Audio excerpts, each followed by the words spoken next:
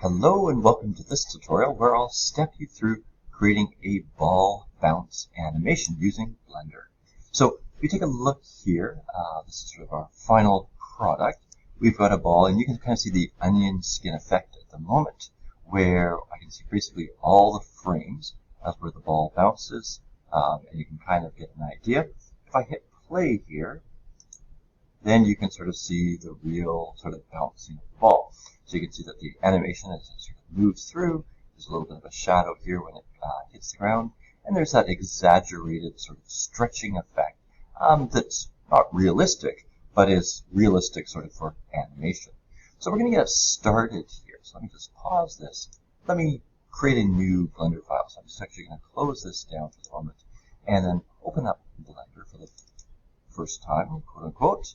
And once that opens up there, what you'll notice is that there's an option here to do a 2D animation.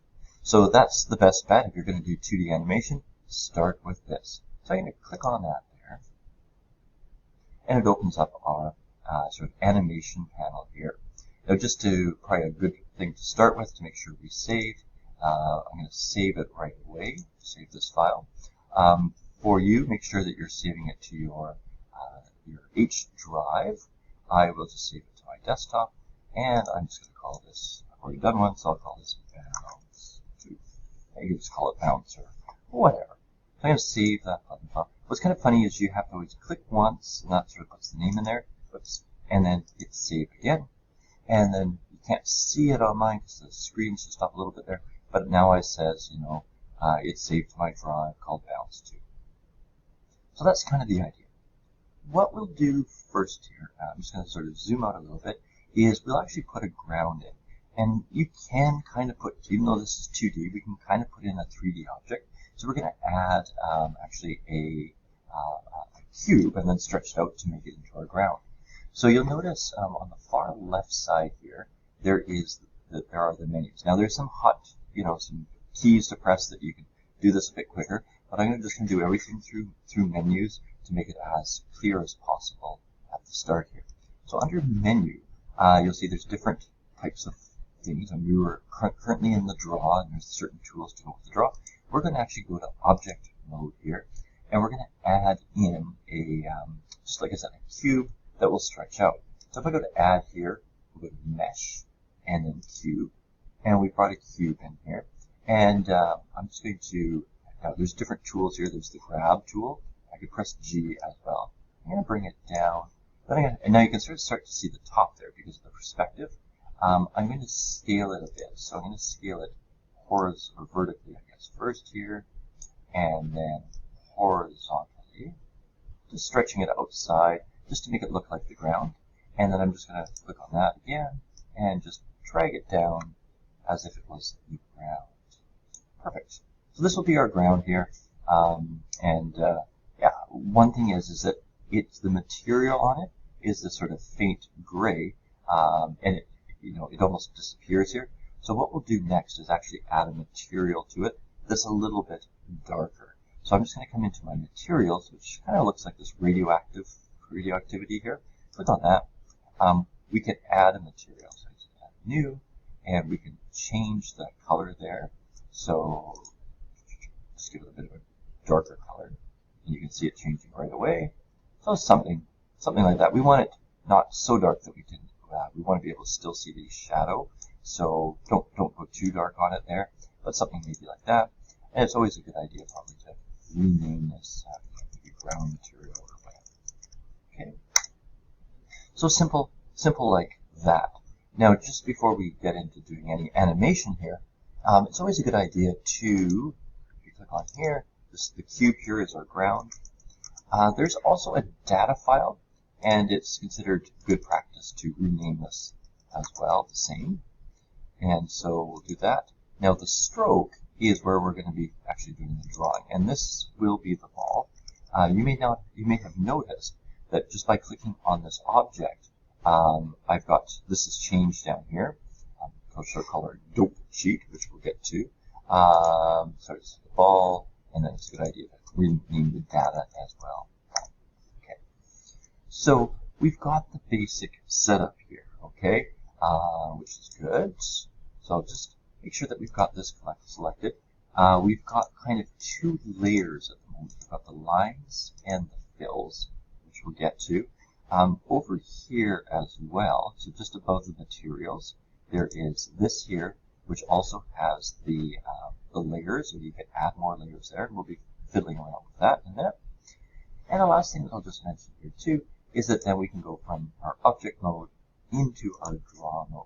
So we can go back to our draw mode here and be able to start adding the ball. So what we'll do next is actually draw the ball. We'll sort of create this base ball, not baseball, but the base ball, and then we'll just sort of animate it from that. So we only really have to draw it one time here. So what we'll do is make sure that we are in the draw mode. I think we should be on the lines here. Doesn't really matter, I guess. I'll automatically go back, and we'll just start with a circle. So the circle tool works a little bit different than Illustrator, but same idea. You can just drag it out, holding Shift down. Oh, one thing I'm just going to change just before I do that. Just actually press Enter and Control Z. Sorry, I'm just going to make sure instead of the pencil tool that we've got here, we will use the pen tool. That just sort of makes it a bit more permanent and darker there. So again, change the pen tool by clicking on that. Grab your circle and draw it out. If you hold the Shift key, you'll get a perfect circle. So something maybe a little bit like that. And now, what you'll notice is that there's these little, and it's hard to see here, but there's this yellow. That can let you adjust it. But once you're happy with it, if you press the Enter key, it will sort of set it there. We'll add these little arcs just to make it kind of look like, so just a circle, give it a little bit of kind of drawing depth here. Take that arc, and I'm just going to draw it across. And again, if you hold Shift key, it will make it sort of a perfect arc. And we can just shift it over in a second here. So I'm just going to actually probably press G to grab it. And then I can just grab it and place it. And I probably want to duplicate this. I'll press Enter here. To duplicate it, you actually can't be in draw mode, or else you're just sort of redrawing again. So I'm going to go into Edit mode, and we should be able to select this. It should turn, you can see here, this the orange color. Shift D should duplicate it. There it is. And we'll just sort of place it somewhere on there. I might have a little bit too much curve, but hey, that's okay. So what we'll do is sort of go back into the draw mode again. And the draw mode has a really useful tool, this little cutter tool, and it's pretty smart. You can just take your little cutter and drag it around the area you want to cut, and it will actually cut it off to that nearest line. So you don't even have to be that accurate. Just cut that away, and now we've kind of like a volleyball there. The next thing we'll do is we'll actually go and fill those colors in, make it a little bit better. Now to add the fills, we need to create some materials, just like we did before. There is a fill sort of icon here, so this tool will let us just sort of fill things in. But let's just go and create our materials first. And actually, before we even do that, make sure you are on the fills layer. So we've got a lines layer and a fills layer. The fills layer is going to be behind, which makes sense because we want the lines in front. So let's go make a couple of colors to fill those in. So you've got a couple of colors there. You can change these up. Obviously, we need that solid fill at the bottom. So we can change these ones. So I'm going to just do this. Should we do a green and the black? Make it a gator color. I don't know, green. So we'll do a green here. We'll call it green. When you come down here, you'll notice, just like in Illustrator, we have a stroke and a fill. In this case, because it's going to be a fill, we're going to turn off the stroke, set the fill, and then we can change the base color. It's set all the way dark, so just pull that up, and then find a green. It's always hard to find. The right green, don't worry too much. You can darken it if you need to. Right, there you go. Okay, so what I'm going to do here is I'm going to fill this with the green. And the green. There we go. And then we could put a different color in there. Whatever color you want. So if you want a new color, what you do is plus here. It creates, whoops. Yeah, then we've got the empties. We create a new material. You change the name again. So I don't know. Let me change it up. I'll make it orange or something. Okay, again, stroke is off. Color, turn up the brightness first so you can actually see what we've got here. Maybe something like that, and then you pull the brightness up. Good. And so now we've got this color set. Actually, we've got to turn on the fill. Good. And then we should be able to just click on here. There we go. That seems a little dark to me, so I'm actually going to bump that up. That looks better. Good. All right.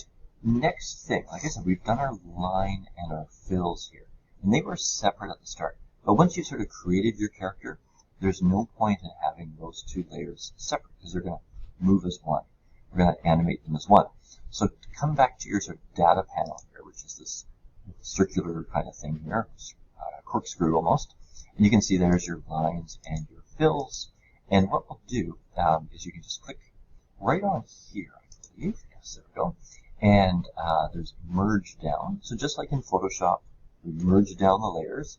And that's the big thing, right? There's always these connections with the other programs we've used.